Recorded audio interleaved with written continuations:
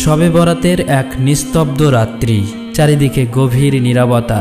হযরত মুহাম্মদ সাল্লাল্লাহু আলাইহি ওয়াসাল্লাম গভীর ঘুমে নিমগ্ন ছিলেন। আম্মাজান হযরত আয়েশা রাদিয়াল্লাহু তাআলা আনহা তখন ঘরের মধ্যে ইবাদতে মগ্ন ছিলেন। হঠাৎ মধ্য রজনীতে ফেরেশতা হযরত জিবরাইল আলাইহিস সালাম সেখানে এসে উপস্থিত হলেন এবং উচ্চারিত হলো পবিত্র আহ্বান। প্রিয় নবীজিকে বললেন, ইয়া রাসূলুল্লাহ, আপনি উঠুন। ফেরেশতারা হযরত জিবরাইল আলাইহিস সালামের এই কণ্ঠ শুনে রাসূল সাল্লাল্লাহু আলাইহি ওয়াসাল্লাম ঘুম থেকে জাগ্রত হলেন। তখন ফেরেশতা হযরত জিবরাইল আলাইহিস সালাম বললেন, ইয়া রাসূলুল্লাহ, আল্লাহ রাব্বুল আলামিন সুসংবাদ দিয়েছেন, আজকের এই রাতে মহান আল্লাহ রাব্বুল আলামিন খুলে দিয়েছেন তার রহমত ও মাগফিরাতের ৩০০টি দরজা।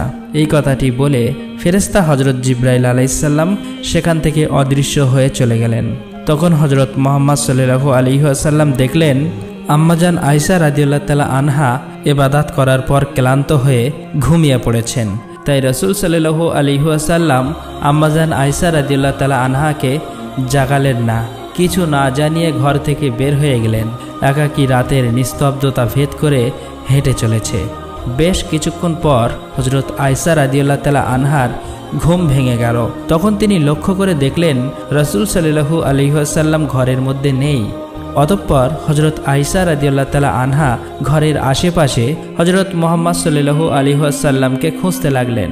প্রিয় নবীজিকে কোথাও না পেয়ে আম্মাজান আয়েশা রাদিয়াল্লাহু তাআলা আনহা ঘর থেকে বের হয়ে রাসূল সাল্লাল্লাহু আলাইহি ওয়াসাল্লামের অন্য বিবিদের ঘরে গিয়ে হযরত মুহাম্মদ সাল্লাল্লাহু আলাইহি ওয়াসাল্লামের খোঁজ করতে লাগলেন। আম্মাজান আয়েশা ভেবেছিলেন যে প্রিয় নবীজি হয়তোবা অন্য কোনো বিবির ঘরে গিয়েছে, কিন্তু এখানেও রাসূল সাল্লাল্লাহু আলাইহি ওয়াসাল্লাম ছিল না। এটা দেখে তিনি অস্থির হয়ে গেলেন। অতঃপর হযরত আয়েশা রাদিয়াল্লাহু তাআলা আনহা সোজা হযরত ফাতেমা রাদিয়াল্লাহু তাআলা আনহার বাড়ির দিকে রওনা হলেন। সেখানে গিয়ে হযরত আয়েশা রাদিয়াল্লাহু তাআলা আনহা হযরত ফাতেমা রাদিয়াল্লাহু তাআলা আনহাকে বললেন, হে ফাতেমা, তোমার আব্বাজান রাসূল সাল্লাল্লাহু আলাইহি ওয়াসাল্লামকে কোথাও খুঁজে পাচ্ছি না। তোমার আব্বাজান এখানে এসেছে নাকি? তখন হযরত ফাতেমা রাদিয়াল্লাহু তাআলা আনহা বললেন, আম্মাজান, না, এখানে তো আমার আব্বাজান আসেনি। তখন হযরত আলী রাদিয়াল্লাহু তাআলা আনহু নবীজিকে খোঁজার জন্য বের হয়ে গেলেন। হযরত আলী রাদিয়াল্লাহু তাআলা আনহুর পিছন পিছন হযরত হাসান ও হোসাইন রাদিয়াল্লাহু তাআলা আনহু এবং হযরত ফাতেমা রাদিয়াল্লাহু তাআলা আনহা এবং আম্মাজান আয়েশা রাদিয়াল্লাহু তাআলা আনহা বের হয়ে গেলেন। সবাই মিলে এদিকে ওদিকে খুঁজতে লাগলেন। অবশেষে মসজিদে এসে দেখলেন সেখানেও হযরত মুহাম্মদ সাল্লাল্লাহু আলাইহি ওয়াসাল্লাম নেই। তখন আম্মাজান আয়েশা রাদিয়াল্লাহু তাআলা আনহা বললেন, রাসূল সাল্লাল্লাহু আলাইহি ওয়াসাল্লাম কোথায় গেলেন? সব জায়গায় তো খুঁজেছি, অন্যান্য বিবিগণের ঘরেও খুঁজলাম, সেখানেও পেলাম না। আল্লাহর ঘর মসজিদে এসেও দয়ার নবীজিকে পেলাম না, তাহলে কোথায় গেল? তখন হযরত আলী রাদিয়াল্লাহু তাআলা আনহু বললেন, আমার মনে হয় দয়ার নবীজিকে মসজিদে পাওয়া গেল না। তাহলে হযরত মুহাম্মদ সাল্লাল্লাহু আলাইহি ওয়াসাল্লামকে কবরস্থান জান্নাতুল বাকিতে পাওয়া যেতে পারে। হযরত আলীর কথা শুনে সবাই মিলে জান্নাতুল বাকির দিকে রওনা হলেন। সেখানে এসে দেখেন যে রাসূল সাল্লাল্লাহু আলাইহি ওয়াসাল্লাম সিজদায় পড়ে রয়েছেন এবং সেই সিজদার নূর এবং রাসূল সাল্লাল্লাহু আলাইহি ওয়াসাল্লামের পবিত্র চেহারার নূরের জান্নাতুল বাকির কবরস্থান আলোয় আলোকিত হয়ে রয়েছে। অতঃপর হযরত ফাতেমা রাদিয়াল্লাহু তাআলা আনহা দয়ার নবীজির কাছে এসে উপস্থিত হলেন এবং নবীজিকে বললেন, ইয়া রাসূলুল্লাহ, ও আমার আব্বাজান, আপনার উপর কি কোনো ওহী নাজিল হচ্ছে নাকি? আপনি কোন শত্রুর কারণে এখানে এসে আত্মগোপন করেছেন? হযরত মুহাম্মদ সাল্লাল্লাহু আলাইহি ওয়াসাল্লাম সিজদা থেকে মাথা উঠিয়ে ফাতেমা রাদিয়াল্লাহু তাআলা আনহাকে বললেন, হে ফাতেমা, আমার উপর এখন কোনো ওহী নাজিল হচ্ছে না এবং আমি কোনো শত্রুর কারণে এখানে এসে আত্মগোপন করিনি। হে ফাতেমা, হযরত জিবরাইল আলাইহিস সালাম এসে আমাকে বলে গিয়েছেন আজকের রাতে মহান আল্লাহ রাব্বুল আলামিন তার রহমত এবং মাগফিরাতের ৩০০টি দরজা খুলে দিয়েছেন। হে ফাতেমা, আজকের রজনী এমন একটি বরকতময় রজনী যে এই রাত্রে বান্দার ভাগ্য নির্ধারণ করা হয়, আর এই রাত্রি মহান আল্লাহ রাব্বুল আলামিন বান্দাদেরকে রক্ষা করে থাকেন। আর এই রাত্রি মহান আল্লাহ রাব্বুল আলামিন বান্দাদেরকে ক্ষমা করে দেন। এটা হলো অর্ধ শাবানের রাত, শাবান মাসের 14 তারিখের দিবাগত রাত। আল্লাহ তাআলা অর্ধ শাবানের রাত্রি তার বান্দার প্রতি মনোযোগ দেন এবং ক্ষমা প্রার্থনাকারীদের ক্ষমা করে দেন এবং অনুগ্রহ প্রাপ্তিদের অনুগ্রহ করেন আর হিংসা পোষণকারীদের ছেড়ে দেন। হে ফাতেমা, আমি সিজদায় পড়েছিলাম জান্নাতুল বাকিতে যারা শায়িত আছে তাদের জন্য। মহান আল্লাহ রাব্বুল আলামিনের কাছে দোয়া প্রার্থনা করছি, কেননা আমি যা জানি তোমরা তা জানো না, আমি যা দেখি তোমরা তা দেখতে পাও না। আমি যখন কবরের কাছে এসে দাঁড়াই তখনই কবরে থাকা ব্যক্তিদের সঙ্গে মহান আল্লাহ তাআলা কীরূপ আচরণ করেন তা আমি বুঝতে পারি। তোমরা যেমন দিনের বেলা সব কিছু স্পষ্ট দেখতে পাও, আমি কবরের আযাব ঠিক তেমনি স্পষ্ট দেখতে পাই। হে ফাতেমা, আমি জান্নাতুল বাকিতে এসেছি আমার সাহাবীদের জন্য মহান আল্লাহ রাব্বুল আলামিনের কাছে মাগফিরাত কামনা করতে। মহান আল্লাহ রাব্বুল আলামিন যেন সবাইকে জাহান্নামের কঠিন আযাব থেকে নাজাত দান করেন। অবশ্যই তারা সকল মিলে জান্নাতুল বাকি থেকে বাড়ির দিকে রওনা হলো। অতঃপর ৫ম হিজরি শাবান মাস আল্লাহর রাসূল সাল্লাল্লাহু আলাইহি ওয়াসাল্লাম তার সাহাবীদের নিয়ে ফিরছেন বনি মুস্তালিকের যুদ্ধ থেকে। কিছু লোক আগে চলে গেল, সবাই ক্লান্ত, ধুলোমাখা চেহারা, তারা খুবই তৃষ্ণার্ত, তবু মনে শান্তি, কারণ তারা আল্লাহর রাস্তায় জিহাদ করে ফিরছেন। কিন্তু এই শান্তির মুহূর্তেই সামনে দেখতে পেয়েছিল একটি পানির কূপ, একজন মুজাহির, একজন আনসার। দুজনার মধ্যে ঘটে গেল এক ঘটনা। মুজাহির ভাই চিৎকার দিলেন, হে মুজাহিররা! আনসার ভাই ডাক দিলেন, হে আনসাররা! ব্যাস, শুধু এইটুকুই। কিন্তু দূরে বসে এক লোক এইসব দৃশ্য দেখছিল, তার চোখে জ্বলে উঠল এক বিষাক্ত আগুন। সে মনে মনে বলল, এই তো সুযোগ, এবার তাদের মধ্যে হিংসার আগুন ছড়িয়ে দেব। আসলেই সে ছিল মুনাফিকদের সর্দার নামে খ্যাত আব্দুল্লাহ ইবনে উবাই। এ নাম ইতিহাসের কালো অক্ষরে লেখা আছে মুনাফিকদের সর্দার নামে। মুখে বলতো লা ইলাহা ইল্লাল্লাহ, কিন্তু বুকে লুকিয়ে রাখত হিংসার বিষ। সেই সময় রাসূল সাল্লাল্লাহু আলাইহি ওয়াসাল্লাম মদিনায় আসার ঠিক আগে এই লোকটাকে মদিনার রাজা বানানোর প্রস্তুতি চলছিল। তার মুকুট প্রায় তৈরি হয়ে গিয়েছিল, কিন্তু ঠিক সেই মুহূর্তেই এলো ইসলাম, এলেন আল্লাহর রাসূল, আর ভেঙে গেল তার সব স্বপ্ন। সেই থেকে তার হৃদয়ে পুষে রাখা হিংসা, বিদ্বেষ আর ক্ষোভ জ্বলে উঠেছিল। সে বলল, আজ আমি মুসলমানদের ভেঙে দেব। অতঃপর আব্দুল্লাহ ইবনে উবাই তার সাথীদের কাছে গেল এবং কান্না করে বলল, প্রিয় ভাইরা, দেখছো তো এই মুজাহিদরা কীরূপ আচরণ করছে? আমাদের শহরে এসে এখন আমাদের উপর চড়াও হচ্ছে। আমরা তাদের আশ্রয় দিয়েছি, খাবার দিয়েছি, ঘর দিয়েছি, আর তারা আজ আমাদের সাথেই এমন ব্যবহার করছে, যা দেখে খুবই দুঃখ হয়। তাই আমরা সিদ্ধান্ত নিয়েছি মদিনায় ফিরে আমরা রাসূল ও তাদের অনুসারীদের বের করে দেব। আচ্ছা, আপনারাই বলুন, মুহাম্মদকে আমরা খাইয়ে মোটা তাজা করেছি, আর এখন তিনি আমাদের বিরুদ্ধে দাঁড়িয়েছেন। আরও অন্যান্য কথা বলে মানুষকে খেপিয়ে দিলেন এবং ষড়যন্ত্র করতে লাগলেন। যখন তিনি এইসব কথা বলছিলেন, সেখানে দাঁড়িয়েছিলেন এক কিশোর সাহাবী, হযরত যায়েদ ইবনে আকরাম রাদিয়াল্লাহু তাআলা আনহু। বয়স কম, কিন্তু ঈমান পাহাড়ের মতো দৃঢ়।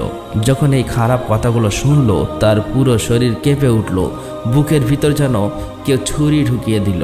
সে আর এক মুহূর্ত দেরি করল না, রাসূল সাল্লাল্লাহু আলাইহি ওয়াসাল্লামের বাড়ির দিকে রওনা হলেন।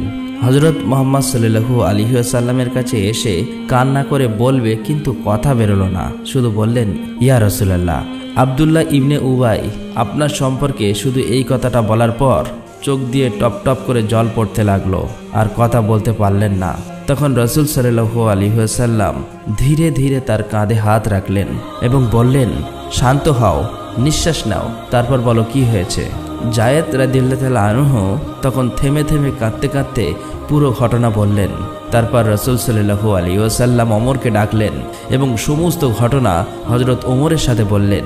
এই কথা শুনে হযরত ওমর অত্যন্ত রেগে গেলেন। তখন তার চোখ দুটো লাল হয়ে গেল, চোয়ালা শক্ত হয়ে গেল। হযরত ওমরের হাতে ছিল তলোয়ার।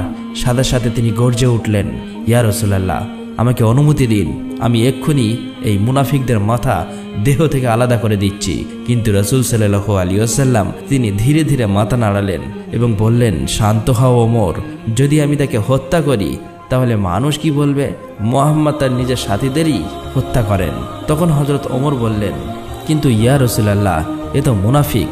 রাসূল সাল্লাল্লাহু আলাইহি ওয়াসাল্লাম বললেন, মানুষ তো এটা জানে না ওমর, বাইরে থেকে দেখলে তো সে মুসলমান, সে কলেমা পড়ে, নামাজ পড়ে, মানুষ শুধু এটা দেখবে যে আমি একজন মুসলমানকে মেরে ফেললাম। তারপর রাসূল সাল্লাল্লাহু আলাইহি ওয়াসাল্লাম এমন একটা সিদ্ধান্ত নিলেন যা ছিল বিস্ময়কর কৌশল। রাসূল সাল্লাল্লাহু আলাইহি ওয়াসাল্লাম বললেন, সবাইকে ডাকো, আমরা এখনই রওনা হব। আজ আমরা একটানা রাত দিন সফর করব। সাহাবীরা অবাক হয়ে গেলেন, এ কেমন সিদ্ধান্ত? কিন্তু তারা জানতেন না রাসূল সাল্লাল্লাহু আলাইহি ওয়াসাল্লাম আসলেই কি করছেন। অতঃপর তারা সবাই রওনা হলো। রাসূল সাল্লাল্লাহু আলাইহি ওয়াসাল্লাম চাইলেন সবাই এত ক্লান্ত হয়ে পড়ুক যে কথা বলার সময় না পায়। মুনাফিকরা যেন মুসলমানদের মধ্যে বিষ ছড়াতে না পারে, ষড়যন্ত্র যেন শুরু হতেই না পারে। 30 ঘন্টার ক্লান্তিকর যাত্রা শুরু হলো সফর। দিন গড়িয়ে রাত, রাত গড়িয়ে আবার দিন।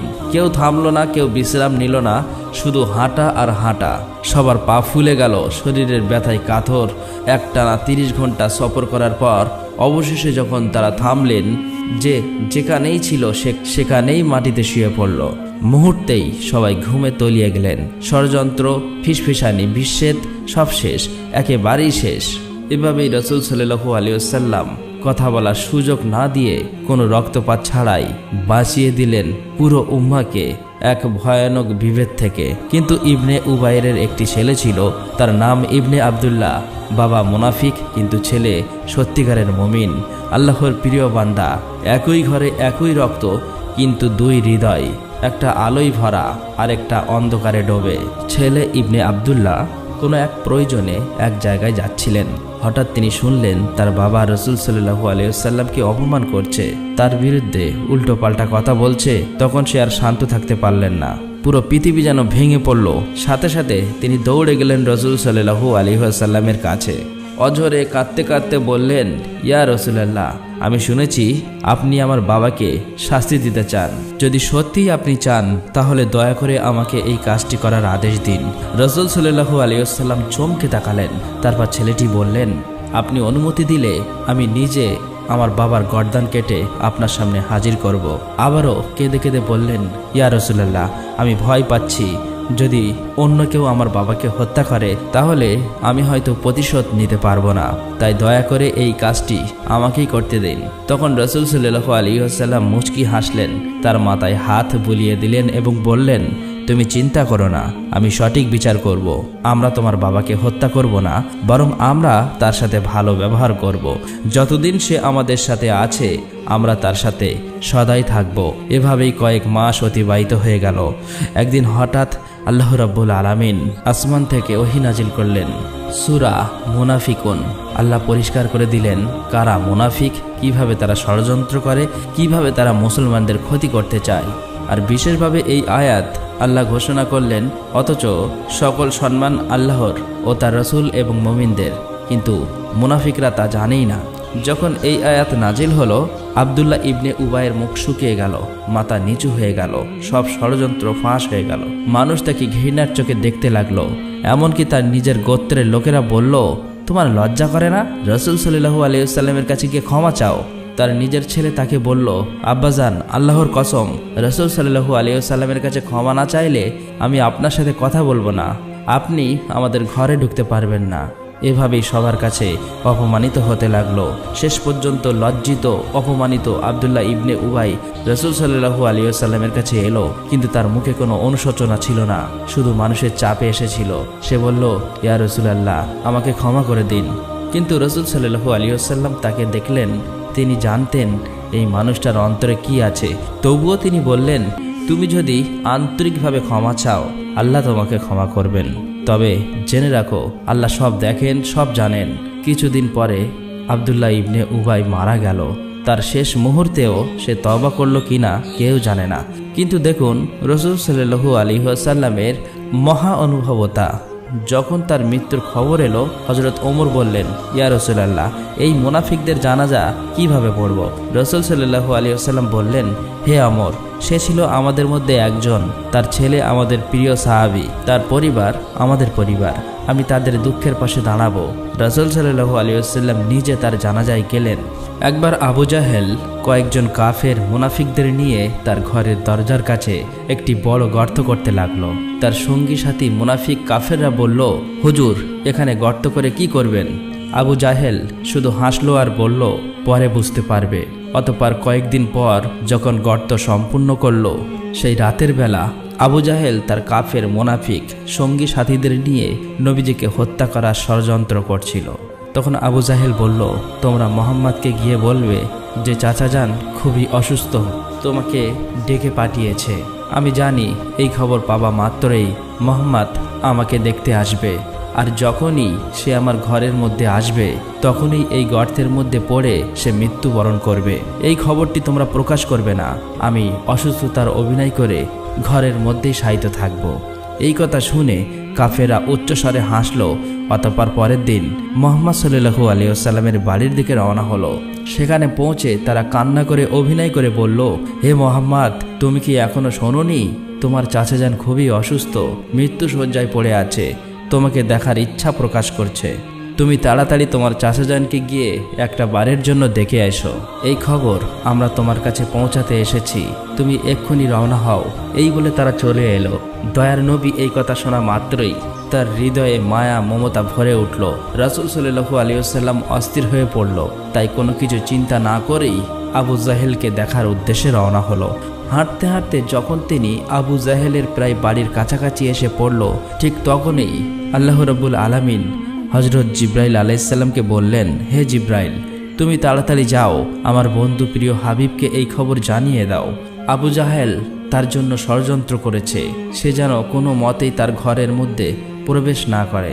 এই আদেশ পাওয়ার সাথে সাথেই হযরত জিব্রাইল আলাইহিস সালাম হযরত মুহাম্মদ সাল্লাল্লাহু আলাইহি ওয়াসাল্লামের কাছে এসে উপস্থিত হলেন এবং বললেন, ইয়া রাসূলুল্লাহ, আপনি আর এগোবেন না, আল্লাহ রাব্বুল আলামিন সেখানে যেতে নিষেধ করেছেন। তারপর সমস্ত ঘটনা খুলে বললেন। অতঃপর হযরত মুহাম্মদ সাল্লাল্লাহু আলাইহি ওয়াসাল্লাম আর এগোলেন না, নিজের বাড়ির পথেই ফিরে আসলেন। অনেক সময় অতিক্রম করার পর আবু জাহেল দেখল প্রিয় নবীজি তার ঘরে আসছে না। তখন তিনি অস্থির হয়ে পড়ল।